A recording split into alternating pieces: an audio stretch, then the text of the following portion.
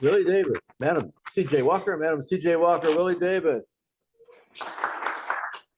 Good evening, fellows. I'm here to speak to you for a few minutes about Madam C.J. Walker, who many consider as the first African-American millionaire in this country.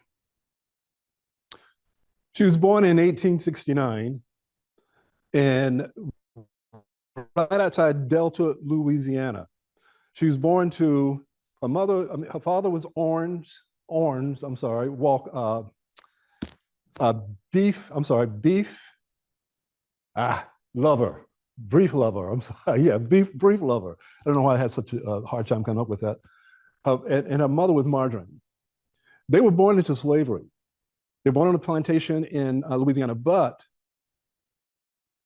Madam C.J. Walker, who was born as Sarah, brief lover, was actually born into freedom. Right before her birth, President Lincoln had signed a proclamation. At the age, 5 years later, her mother passed away from cholera because they lived along the Mississippi River, and during that time, there was like a plague of a cholera going around at that particular time. So her mother died when she was 5 years old. Her father remarried, but 1 year later, he too passed away. So she became an orphan at the age of 7 years old. At the age of 10, she went to live with her older sister and her brother-in-law. Well, she stayed with them for a few years, but at the age of 15, she had just turned 15 years old, she married in order to escape the abuse of her brother-in-law. That marriage produced one daughter. The daughter's name was Leela. Leela Walker is what she finally changed her name to. Well, Madam C.J. Walker was married a total of 3 times. Her second husband, John Davis, it only lasted for about a year. Her third husband was Charles Joseph Walker. Hence, that's where she's got the C.J. Walker from, by taking his initials and using her initials in her marketing campaign. She knew that she wanted to do more for her daughter, to make sure her daughter had a good education and lived a good life. Right after her husband, after she got married, her husband, Joseph, he was one of the ones that helped her do her marketing. They were married for about 10 years, and as she built the company, their relationship kind of dissolved. They divorced a few years later, and she moved to St. Louis, where 3 of her brothers lived, and they were all barbers. They cut hair. So that's where she first began to learn about hair care, was from her 3 brothers. Well, eventually she started working for this company, another Black lady owned this hair care company. She started working for her for commission, as a commission agent. Well, that didn't go too good. It was during the World's Fair. I think it was called the Louisiana Expedition, I believe it was, where she was out trying to sell these products, and it just didn't quite work out. Soon after, she decided to move to Denver, Colorado, where she was continuing to sell for this company that she had started to sell for. And the lady that owned that company began to say that she had stolen her formula. Well, she went on to produce her own formula. And the formula was something that had been out there for hundreds of years already, which was petroleum jelly and sulfur. Well, she made her own formula and began to sell it, and it started to sell very well.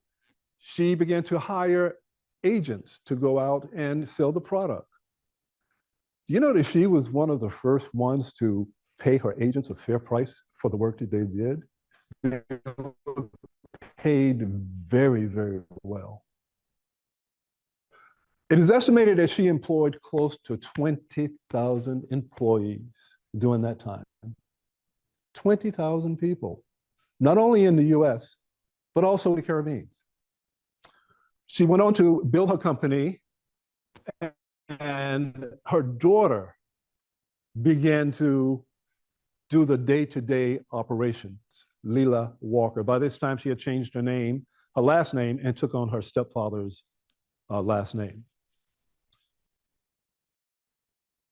She built this company up to the point to where she became what they called a millionaire, but she claimed 3 years before her death that she was not a millionaire.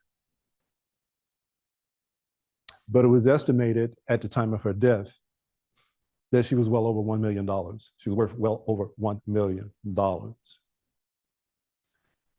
Now, she got started in the business because she had a very bad case of dandruff and her hair would fall out.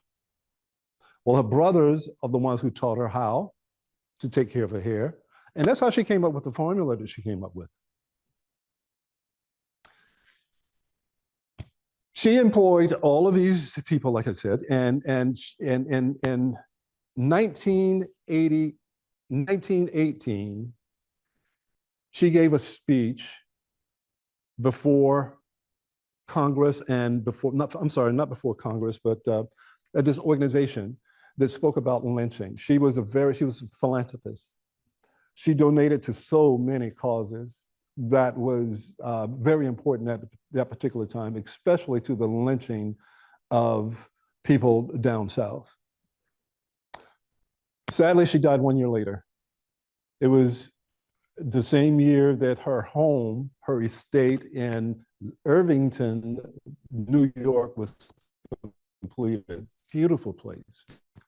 But unfortunately, she only had an opportunity to enjoy it for a very short time.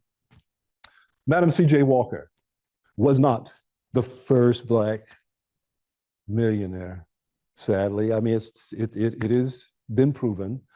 That was a lady by the name of, and I cannot remember her name now, but she was one who they called a real estate magnate. And she was like 2 decades before Madam C. Walker. So there was a lot of people out in that area in that time who was brave enough to step forward to build their dreams. I just want to salute to the very brave women of our country who has been brave enough to step out and take the opportunity to build their great lives.